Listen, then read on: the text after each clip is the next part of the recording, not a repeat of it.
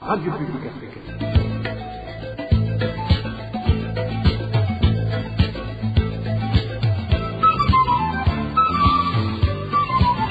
Radio Publique Africaine.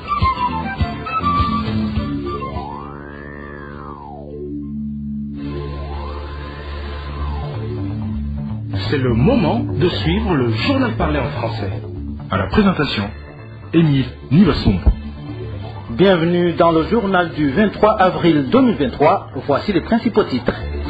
Il faut que les Burundais soient libres d'élire leurs représentants. C'est la lutte que mène le MSD selon son président Alexis Sinduhidje. Vous suivrez différentes interventions des participants à la séance publique d'échange organisée hier par ce parti de l'opposition. Ils réclament des toitures parce qu'ils sont sans abri. Les autochtones de la commune Mugina accusent les autorités de leur avoir fait des promesses depuis plus d'une année. Et la construction des digues à Gatumba n'est pas possible. Selon le ministre de l'Intérieur et de la Sécurité publique, certains habitants de cette zone seront délocalisés tôt ou tard pour éviter les inondations. Voilà pour les titres. Le développement, c'est tout de suite. L'ancien Premier ministre du gouvernement du Burundi, Alain Guillaume Bunyoni, est dans les mains de la police depuis ce vendredi 21 avril 2023. Dans son communiqué rendu public aujourd'hui, le procureur général de la République indique qu'Alain Guillaume Bunyoni a été arrêté dans la localité de Nyamouzi, zone Mubone, en commune Kabezi, c'est dans la province Bujumbura. C'est là où il se cachait, selon Sylvestre Nyandwi, qui tient à préciser que c'est le parquet général de la République qui a ordonné que le domicile de Bunyoni soit fouillé suite aux informations en sa possession sur les crimes qui auraient été commis. Selon le même communiqué, le mandat de son arrestation avait été émis le 17 avril par le même parquet, quand la police n'a pas trouvé le général Bunyoni à son domicile. Le procureur général de la République indique enfin que les données issues de la fouille perquisition opérée chez Bunyoni et autres indices seront incessamment analysés pour une suite appropriée conformément au code de procédure pénale. Et Léonidas Hatungimana, l'un des anciens membres influents du parti au pouvoir, le CNDD-FDD, apprécie le fait qu'Alain Guillaume Bunyoni n'a pas été exécuté par le régime en place après son arrestation. Cet ancien porte-parole de feu président Pierre Nkurunziza regrette cependant que Bunyoni ne soit pas poursuivi pour les crimes réellement commis, mais plutôt qu'il a été trahi par ses proches avec lesquels il aurait l'ambition de renverser le président Evariste Ndayishimiye.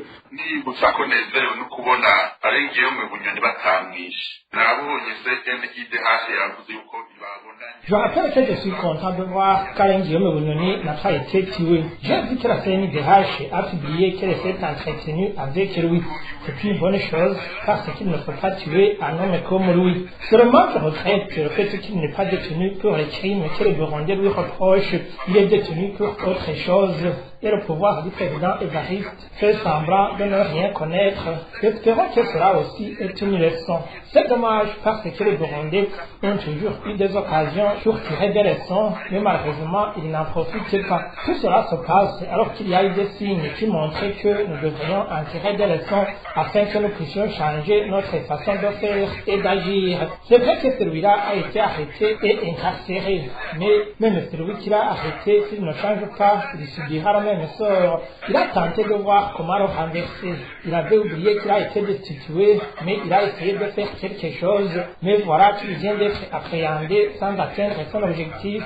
Mais ce cas ne peut pas être prouvé. Il est hors de question de fouiller de l'argent. Loin de là. C'est plutôt l'atteinte à la sécurité intérieure de l'État, même si on ne le déclare pas officiellement. C'est pour ne pas porter à la connaissance des gens d'un prétendu coup d'État. Vous allez le remarquer à travers d'autres individus qui vont être interceptés ici et là. Vous avez vu comment ils ont fouillé. Ce n'est pas de l'argent qu'il cherchait. Il avait tenté de renverser les institutions, mais ceux à qui il a envoyé le message pour le soutenir ont constaté que c'était une mission impossible. Ils l'ont finalement trahi et l'ont l'article dénoncé. Mais alors, qu'est-ce qui allait être échangé, même s'il se mettait à la tête du pouvoir? Ce que nous voulons, nous, ce n'est pas le changement de l'individu, plutôt le changement de sa façon de faire. Je ne pense pas alors que Bunyoni pourrait changer de comportement lui-même. Laissons tomber ça, mais c'est tout simplement pour vous dire que j'apprécie qu'il n'ait pas été exécuté tout en déplorant que le pouvoir n'y ait pas tiré de leçon.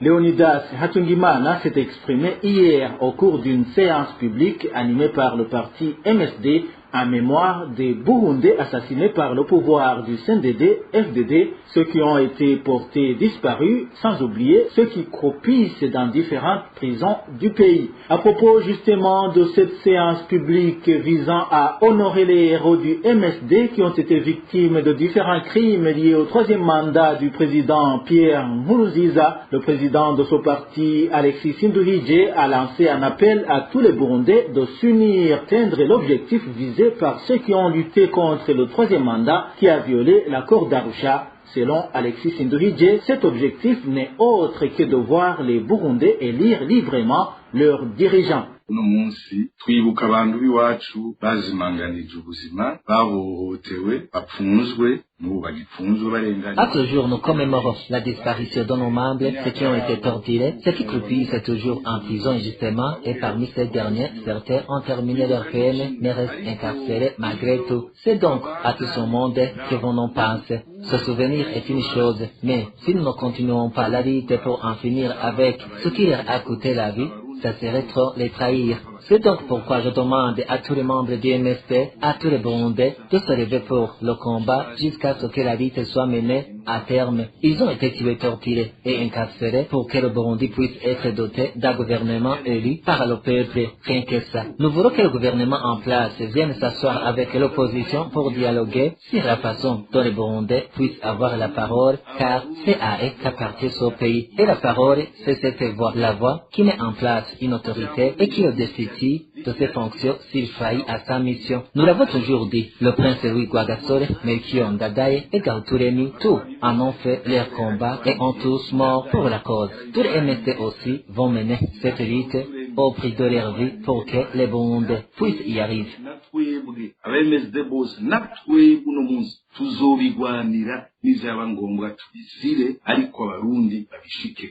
Voilà, c'est Alexis Sinduhije, le président du mouvement pour la solidarité et la démocratie. De son côté, Léonidas Hatungimana, président du parti PPD Girijambo, garde son optimisme. Selon lui, la lutte pour le respect des droits des Burundais aboutira à une issue favorable. Il leur demande cependant de ne pas se lasser. De plus, Léonidas Hatungimana souhaite que tous ceux qui ont commis les crimes au Burundi soient tôt ou tard démasqués. Suivez plutôt le président du parti PPD Girijambo, Léonidas Hatungimana.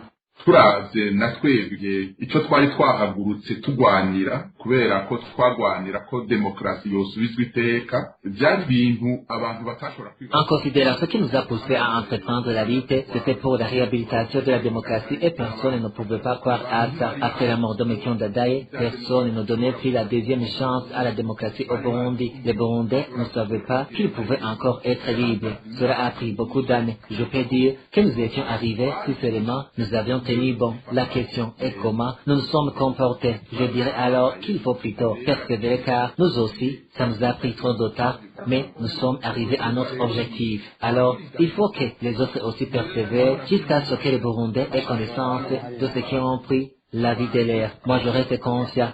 C'est un combat difficile. Je rencontre d'ailleurs des personnes qui me demandent pourquoi nous n'arrêtons pas la lutte parce que nous n'avons pas encore gagné. Mais la lutte suppose également la persévérance. Le combat est toujours là car jusqu'à aujourd'hui, il y a des personnes qui ont refusé de s'agenouiller devant le pouvoir de Gitega pour faire tout ce que le pouvoir voudrait et être les marionnettes du pouvoir. Nous nous considérons que c'est la première victoire. C'est vraiment une grande étape. Choisir de rester en exil n'est pas une bonne chose et c'est toujours difficile. Mais c'est également une preuve que la personne en question a choisi de vivre la calvaire au lieu d'aller s'agenouiller et être complice des tueurs malgré les difficultés. Kuja kwemera gukoreshwa n'ubutegetsi naho ari mu ngorane zirenze, yemera kuba mu ngorane, yemera kuba mu magogo, yemera kuba mu makuba, hako aza kwifatanya n'inkozi z'ikibi. Selon Armel Niongere, président de la CAT Burundi, qui était également parmi les panélistes de cette conférence organisée par le MSD, la justice régionale et même internationale finira par condamner tous les auteurs de violations des droits de l'homme. Nivyo sentare y'akarere yaramaze gusoma urubanza kandi biga rubanza ntabanduka. C'est vrai, la Cour de justice de l'IAC a déjà tranché et ce jugement rendu est sans appel car il a été rendu d'abord par le tribunal de résidence et puis par la Cour d'appel. Vous comprenez qu'il est sans appel et quand un jugement est sans appel, il n'y a pas moyen de faire recours. Il ne reste que d'exécuter le jugement rendu. C'est vrai, il y a des problèmes liés à la mise en exécution de ce jugement parce que vous avez entendu qu'il y a un double langage de la part des autorités burundaises. Le président de la République, Evariste Ndayishimiye, a dit qu'il n'est pas au courant de ce procès et le porte-parole du gouvernement a fait savoir quant à lui que ce procès n'a aucun sens du fait que le président Pierre Nkurunziza n'est plus au monde et ce troisième mandat contesté s'est achevé. En réalité, le dossier judiciaire est déjà clôturé. Il ne reste qu'un dossier de diplomatie. On est en train de tout faire par plusieurs moyens pour que le verdict rendu soit mis en exécution. Il y a des partenaires de l'IAC, des partenaires de l'accord de cette communauté, sans oublier les chefs d'État des pays membres de la dite communauté. Tous ces gens ont été contactés. Ils ont eu différentes lettres de plaidoirie. Il ne reste que le travail de plaidoirie des hommes politiques et de la société civile à travers des médias pour éclairer l'opinion sur la façon dont le jugement rendu doit être mis en exécution. C'est ce qui doit être fait maintenant. Mais je vais dire que l'essentiel est déjà fait. Normalement, quand de telles cours de justice rendent des jugements et que ces derniers ne soient mis en exécution, cela a un impact négatif sur le rôle et l'importance de ces cours de justice. Cyangwa amasentare yandi mpuzamakungu hashizeho ingingo ntikurikizwe kenshi biragira ingaruka mbi ku nguvu iyo sentare bifise. Selon le président de la CAT Burundi, Armel Niongere, le pouvoir de Ndayishimiye sera tôt ou tard obligé de plier face à la justice. Hariyo n'indi nzira yo gusaba interpretation kugira sentare yonyene ivuge ingene urwo rubanza rushirwa mu ngiro. Il y a un autre moyen de demander une interprétation sur la façon dont le jugement rendu doit être exécuté.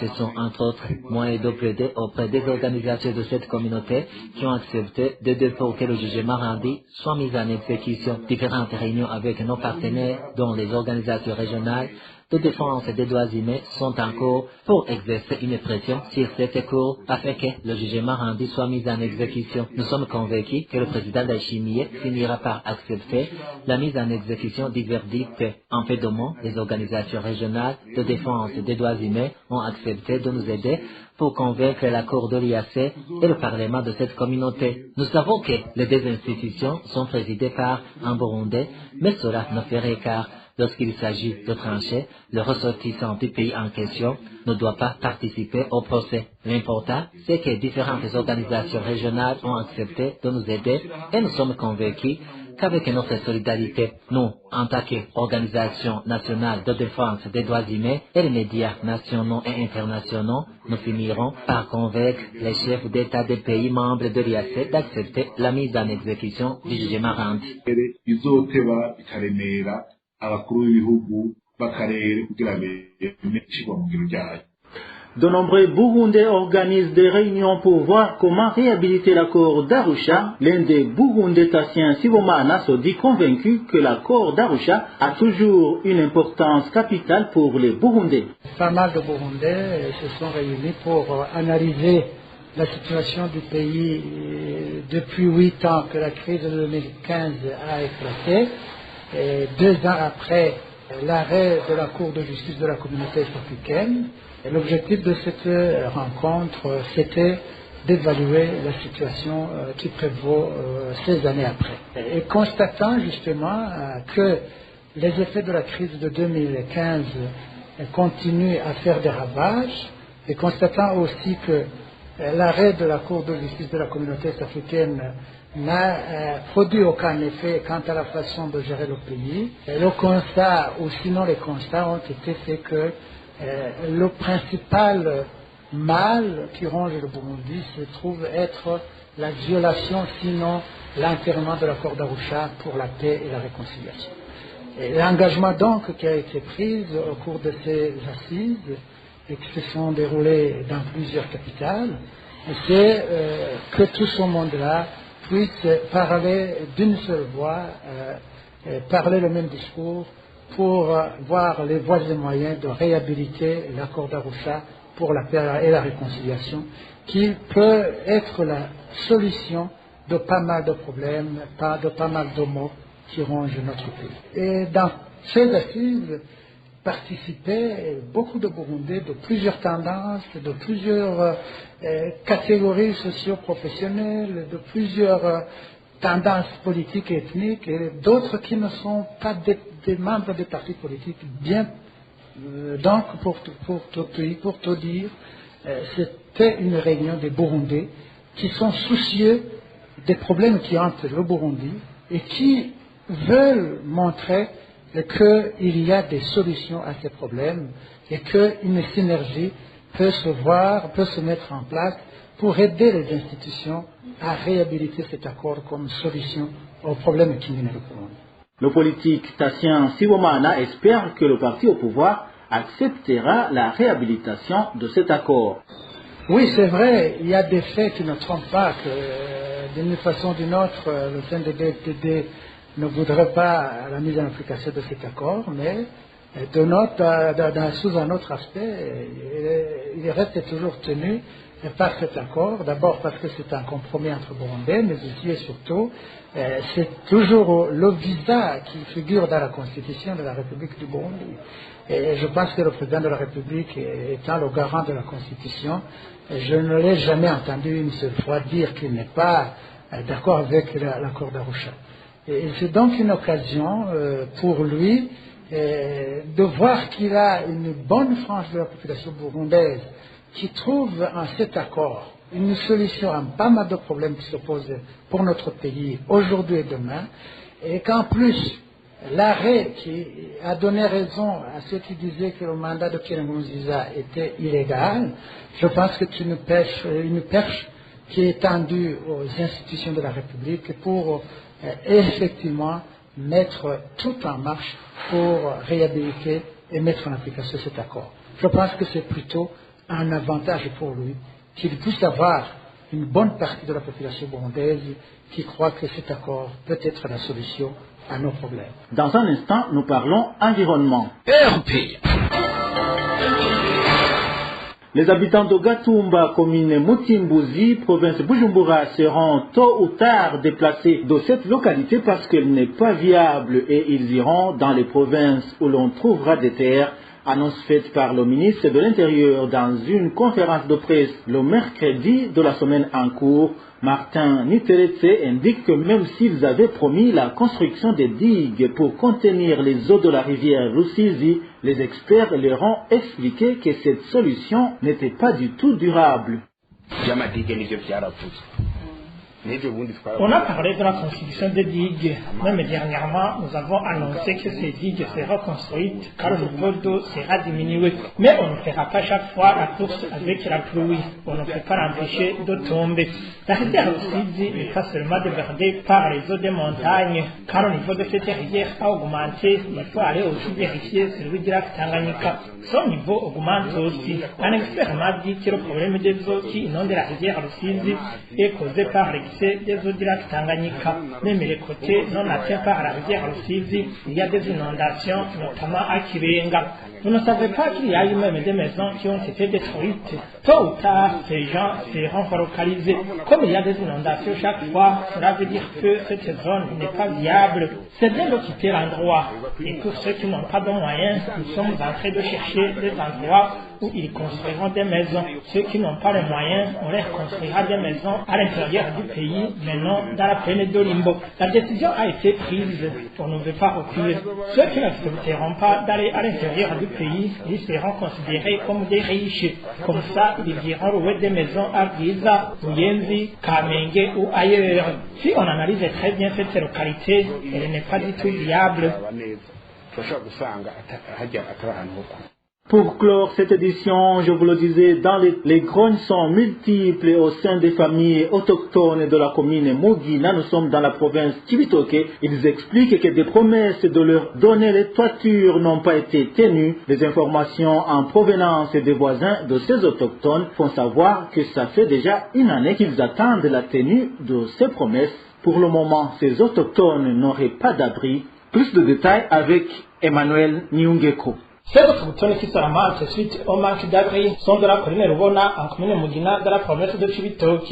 Les informations en provenance de cette localité font savoir que ces familles sont environ au nombre de 25, dont la plupart sont des femmes et des enfants. Les mêmes informations indiquent que cela fait une année que l'administration leur avait promis des torts et que ces familles avaient vite érigé les murs de leur maison, mais que le gouvernement n'a pas tenu ses promesses jusqu'à présent. Cet habitant de la commune de Rubona fait savoir qu'actuellement, ces familles autochtones utilisent des feuilles de bananier comme toiture de leur maison.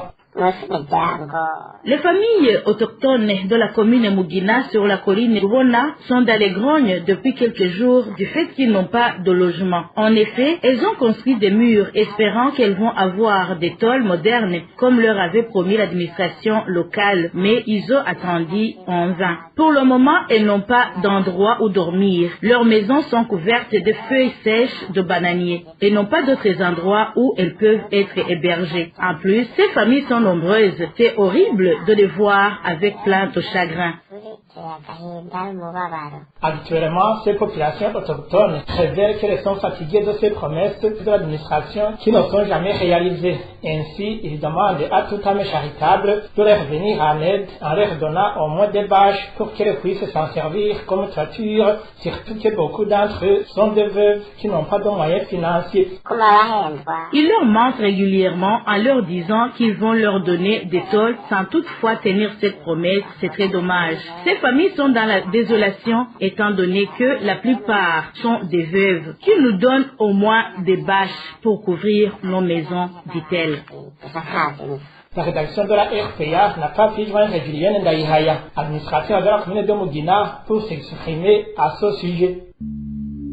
Voilà, c'est par ici que nous mettons un point final au journal du 23 avril 2023. Merci à vous tous qui nous avez suivis. À la présentation, c'était Émile Nivasumba. Au revoir.